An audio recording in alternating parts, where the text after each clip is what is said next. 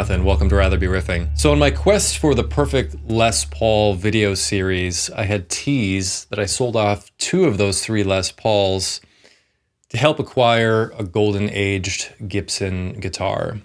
And I asked to take a guess what you might think that could be. Some people got really close. One person guessed 1961 SG. Someone else guessed 1959 ES-335. So the actual guitar that I acquired is a genuine 1961 ES-335. So it's a really cool guitar, and I'm going to get into that today. This guitar came out of a celebrity collection, so that's pretty cool, and I'll talk more about that a bit later. The guitar was also somewhat of an informed gamble. I was looking for that vintage sound, but I wanted modern playability, and this guitar did not play like a modern guitar, so it required some work. So we'll get into that and talk about how successful I was there. I'll also do several sound demonstrations and talk about why I believe the 335 is such a versatile and iconic instrument. And ultimately, I did need to sell many high-end guitars in order to do a deal on this 335. And so maybe some of you have been down that road before where you've decided to sell many guitars in order to acquire one. And so I'd love to hear your story and whether you thought it was worth it. And at the end of the video, I'll wrap up and share my thoughts as to whether I believe this was a worthwhile move. So let's dive into the video. And so when I think about the associations I have with the ES style guitar, it becomes quite clear just how versatile and iconic of an instrument these guitars are. Growing up, my father had a Norlin era 335, and I would always reach to it when I wanted to get that really warm jazz style guitar.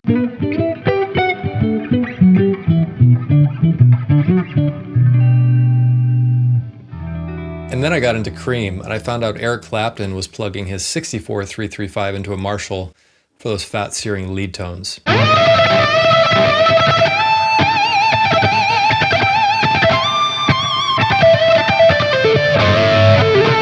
And then where my mind was really blown is when I found out that Eric Johnson recorded a lot of his seminal work, including Cliffs of Dover, not with a Strat, but with an ES-335.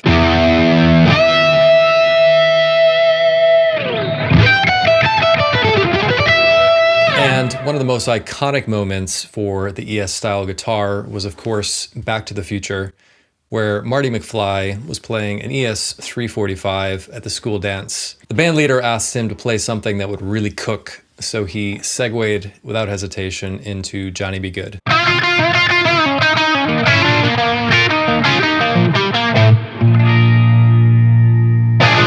Then to top that off, he crescendoed with guitar antics of the like that wouldn't be seen for decades, including finger tapping a la Eddie Van Halen.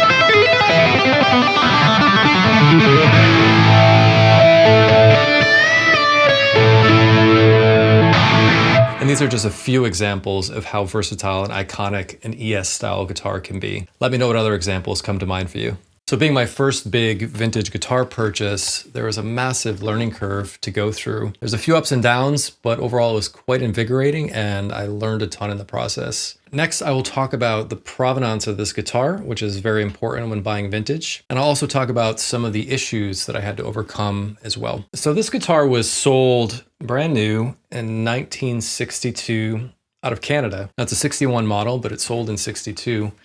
And it came with the original receipt, so I've got all that documentation.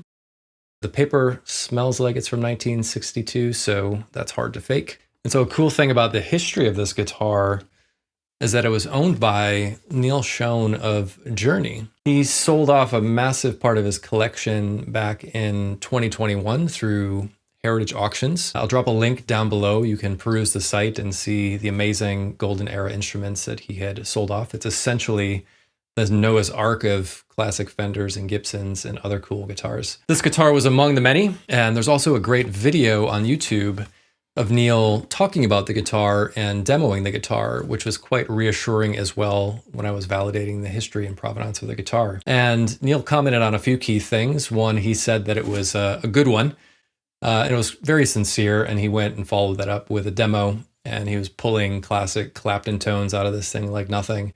And the other thing was he commented on the neck, and he described it as a tiny neck. Not so much in the width, it's a standard 1 11/16 before they went to the narrow nut width in the Norland era. But he was more commenting on the depth. It has the slim 60s taper profile, which is a very shallow carve. He also commented on it being very comfortable, which I happen to agree with. And while this is the thinnest neck in my guitar collection, it was very easy to adapt to, and I do find it actually quite comfortable to play. And so while to my knowledge, the guitar didn't make any notable appearances in Niels or Journey's career, recording-wise or live performance-wise, it's just a cool story that it was part of his collection, that he's played it, that he had some comments to make about it, and it also really helped validate the provenance of the guitar as well.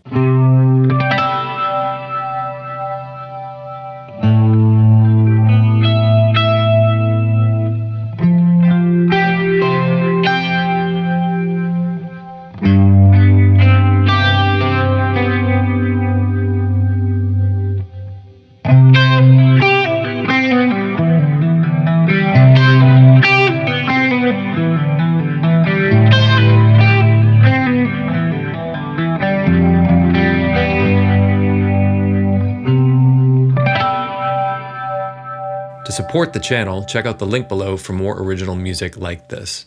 So deciding whether to purchase this guitar was not without its ups and downs. The guitar resurfaced at Brian's Guitars in Connecticut. I walked in one day, saw it hanging on the wall, and it's like, it's not every day you get to try a golden era Gibson. So I asked to check it out, and I do what I always do, get a sense for how it sounds and feels unplugged.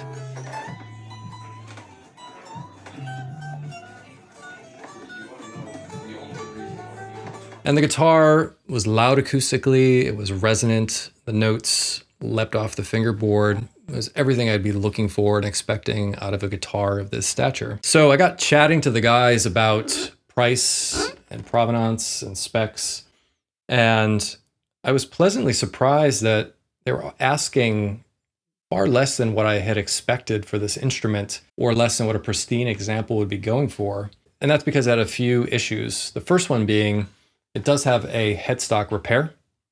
Now, it wasn't a headstock break, rather the ears that get glued on to the main piece of wood, there's some slight separation that has occurred there. So that was touched up and repaired. It's rock solid. You barely even notice it unless you know to look for it. And so that didn't bother me whatsoever. It also had a finish touch-up, or what looks to be a finish touch-up on the back, where there was a little bit of wear through the lacquer. It looks like it was touched up. That's cosmetic and doesn't bother me whatsoever. So those two things alone knocked a decent amount off. The other consideration was that it had already been refretted. However, those frets were already knackered and needed another refret pretty badly. But otherwise, it was in good player grade vintage condition. You can tell it was well loved and well played, as indicated by the refret and a lot of the honest playing wear. It has a fair amount of dings and nicks on the back of the neck. It has some beautiful lacquer checking. And while the Murphy Lab stuff gets real close, there's just something about the real deal. And everything else checked out on the guitar. I did pull the PAF pickups to verify the correct markings and decal on the back. While I couldn't inspect the date codes on the central labs, it's a super tedious job to yank the pots. However, looking in the sound hole, you could see the correct Black Beauty Sprague capacitors, a lot of dirt and grime that looks like they've been there and untouched for years. Also, I verified that the taper on the pots was correct to Central Lab specs, where the majority of the taper is from the 7 through 10 position. If you've got some gain on the guitar, that'll sort of do gain staging. Once you get below 7, the guitar will go clean. From basically 0 to 6, it'll just control the volume of the clean sound. So all that checked out. This one has the Mickey Mouse ears, which is period correct before they got smaller later on. Short guard, which I believe they changed after 1959. I think there was a few long guards in 1960 still, but by 61 they were all short guards. Has the black reflector knobs. This has the double line Clouson tuners. And in inspecting the hardware, the ABR1 bridge has the correct foundry markings and machine markings on the back, as does the stop tailpiece. Also, the patina on all of the hardware, from the tuners to the PAF covers to the bridge and stop tail and thumb wheels, and even the metals around the three-way and the mounting bracket on the pickguard. They're all patinaed and all very similar and consistent in nature, which suggests again that they're all period correct and original. And so all issues considered, net-net, it was actually a positive for me. I wasn't worried about having to get a refret, and the other issues didn't really bother me. However, they brought the price down substantially, which brought it into the realm of possibility for me.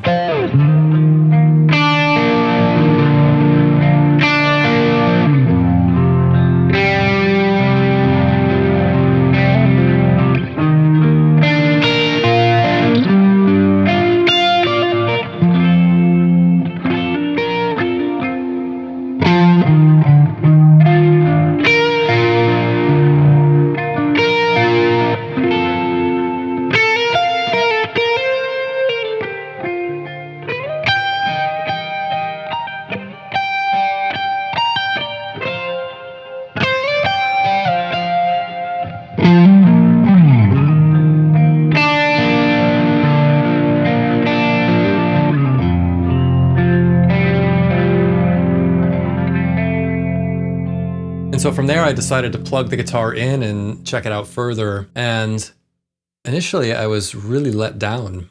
And in hindsight, don't plug into an amp that you're not familiar with. I plugged into an old Princeton that I believe likely needed a bit of a tune-up, and I was not familiar with the vibe of that amp at all. It was bright, pokey. Immediately put the guitar down, sort of scratched my head, but I quickly realized this is probably the amp, not the guitar. And so I decided that I would come back another time, bring my own amp, bring a couple of other guitars, and really put this thing through its paces and see if it's worth pursuing.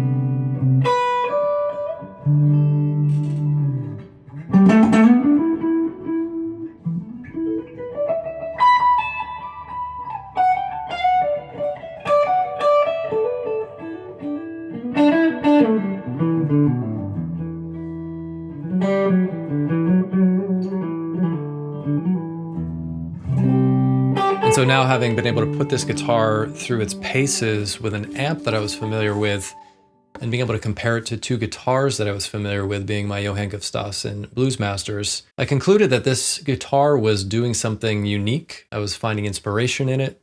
It had that classic, woody, warm, vintage voice. And I decided it would be a fantastic opportunity to own a true piece of guitar history and have it as a frame of reference in terms of what a golden era Gibson sounds like and what a genuine set of PAFs sound like. So from there was really two things left to figure out. The first being, what guitars am I going to have to say goodbye to in order to finance the 335? And what needs to be done to get this guitar playing in tip-top shape?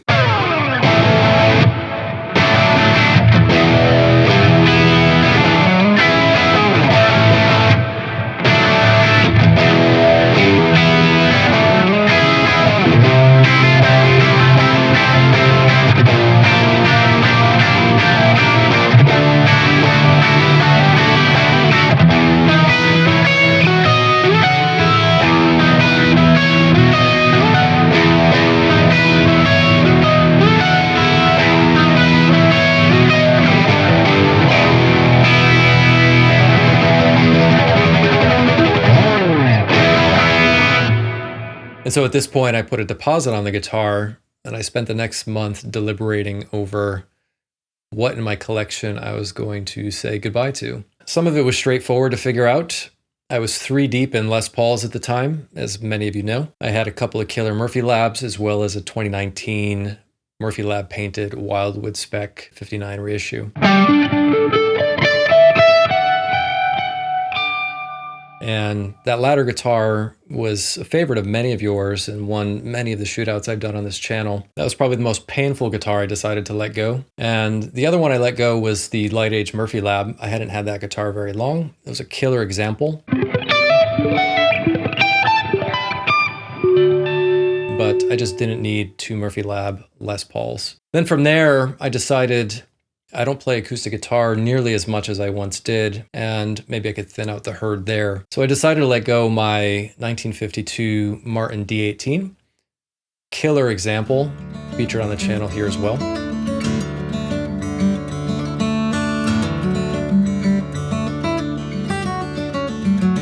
But I just didn't play that guitar nearly as much as it deserves, so I hope it has found a lovely new home. And then the last guitar I decided to let go of was a killer Fairbanks J35 style Dreadnought. And this thing was a cannon, one of the loudest acoustic guitars I've ever encountered.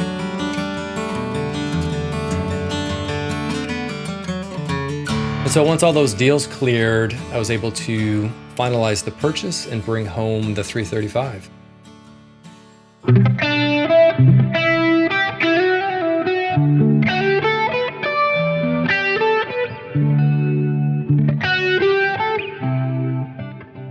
And so as I mentioned at the beginning, I was seeking vintage tone, but with modern playability. And this guitar was far from the latter when I had found it. And so I decided to take it to Healy Guitars out of East Hampton, Massachusetts. They make boutique guitars as well as have a full range repair service. So I worked with Calvin there to assess the guitar to see what it would take to get this to the optimum playability. So it clearly needed new frets. After doing a ton of research, I decided on medium jumbo, which is a vintage accurate fret for 61. I decided to go with Jess Carr. It's their FW 47095 spec. I also talked to Calvin about how they go about doing their refrets, because you read different things. Some folks will just remove the frets, install the new ones, level crown, polish, call it a day. But I also noticed some of the more vintage guitar restoration services like Grun's Guitars, many great videos with Greg Varos on YouTube explaining their process. And that actually entails, in many cases, leveling the fretboard. So removing some wood to plane the board to get it perfectly flat. The trade-off you make there is when you take a little bit of wood off of the guitar, you lose some of the patina that's accumulated over the years. And this had a beautiful oily patina that you could see coming through in some of that earlier footage that I shot before the refret. And I decided to go ahead and have the fretboard planed because that was going to give me the best chances of this playing like a modern guitar. And so that's since been oiled up several times. It's starting to darken back up and starting to accumulate my own brand of patina, which I actually think that gave the guitar a bit of a fresh start. Sometimes these guitars carry a bit of an aroma with them, and I noticed after the refret, the guitar just smelled a little more hygienic on the fingerboard, which I appreciate.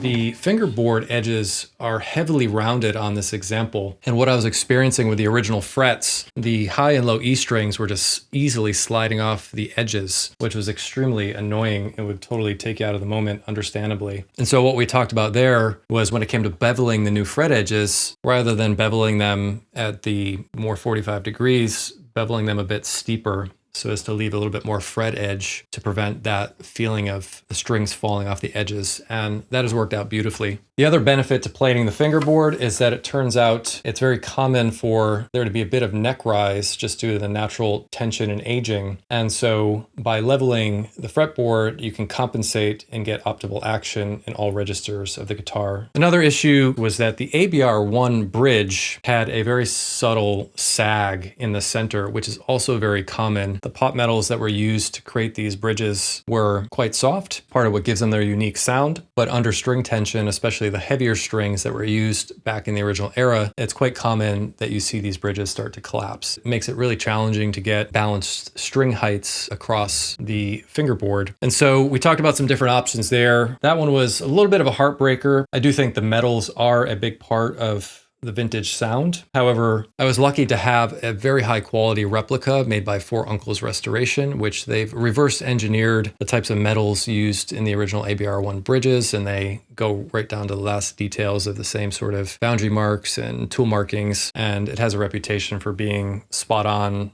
sonically accurate to the vintage ones.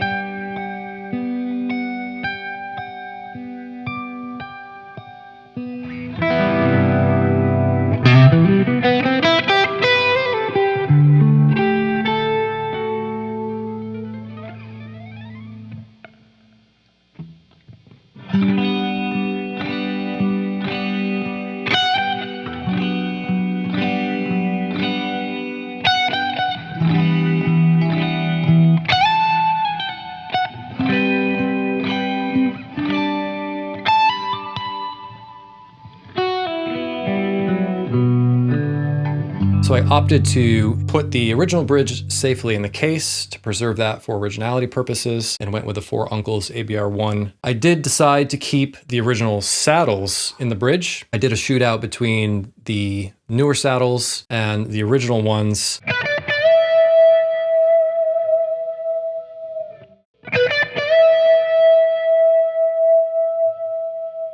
And I don't know if it was placebo. I wanted to maintain as many of the original parts as possible. And so that just gave me peace of mind. And I've got the other saddles if I ever need a replacement down the road. And so when I got the guitar back from Healy's, I was absolutely blown away. The playability underwent a complete transformation. The guitar was truly playing like my modern instruments. I have the action set low as I prefer. It's coming in at 1.25 on the bass side, 1.25 on the treble side, and the guitar is just loud and resonant. And you can bend notes anywhere on the fingerboard. Doesn't fret out, no buzz, intonates everywhere. I couldn't be happier to have a vintage guitar with a vintage sound playing as good as a modern instrument. So if there's anyone out there that's considering a refret, find a good luthier, get it assessed, talk about the options, move forward with what you're comfortable with, and enjoy the enhanced playability. So another fun story about this guitar is that apparently it's received good marks and praise from Keith Richards, longtime guitar tech, that is Keith Richards of Rolling Stone fame. While this guitar was at Healy's, apparently Keith's guitar tech dropped by the shop, and he knows a thing or two about ES-style guitars, given Keith's experience with them, and he said it was a good one. So I didn't have the opportunity to meet him or hear it firsthand, but that was a fun little story that passed along when I picked the guitar up. And so the question now is whether or not I thought it was worth selling off 4 high-end guitars in order to acquire one special piece. Let me know how that's worked out for you if you've gone down that path, or if you're considering going down that path, let me know what you're thinking about. Now, for me, personally, this has really worked out. I just think it's really cool, and I'm extremely grateful to own a piece of guitar history and to own a golden era Gibson guitar as a frame of reference in terms of what a great Gibson sounds like, what a great set of PAFs look like, and what they also sound like. And then from a player's perspective, having that vintage sound in my palette, but with the modern playability after all of the work that Healy's done for me, I couldn't be happier. I have found that this guitar is a beautiful recording tool. It sits perfectly in a track. The mid-range just sounds like a record right out of the gate. And it's an incredibly inspiring instrument to write and play on. And so all in all, I do think it was worth it in my case to trade 4 guitars for one. The only downsides I can think of, and there's 2 of them. One is I do have some minor regret on letting go my R9 that's been a fan favorite on the channel. And in hindsight, that's probably the one of the 3 Les Pauls I should have kept, namely for some of the nostalgia and sentimental value, but also just because the guitar sounded killer and it fit my hand like a glove. It had the Carmelita neck carve, which turns out is my preference, that I had not been really keyed in on during the frenzy of comparing these Les Pauls and deciding which ones to keep. So don't be surprised if I eventually go back on the hunt for another Les Paul eventually. The other downside is that now that I've gotten a taste for a good example of a golden era Gibson, you sort of get curious and start to wonder what some of the other examples sound like. Fortunately, there's far too many price barriers for me to go down that rabbit hole. This was sort of a unique opportunity, getting this at a more reasonable price based on some of the minor issues that the guitar had. But nonetheless, it already has stoked some curiosity. Joe Bonamassa said a lot of the old sound of these guitars is in the harness, the old central lab pots, the old bumblebee caps or spray caps,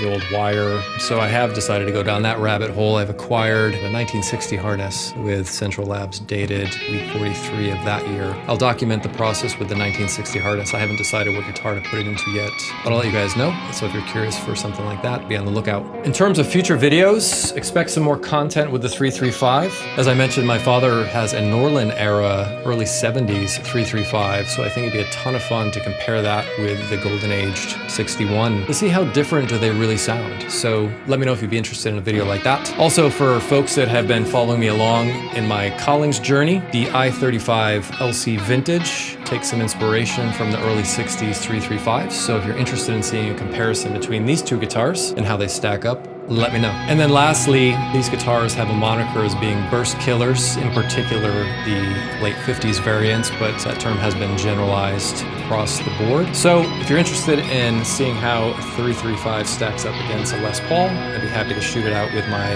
Murphy Lab 1959 reissue as well. So let me know. In the meantime, take care, and I will see you in the next video.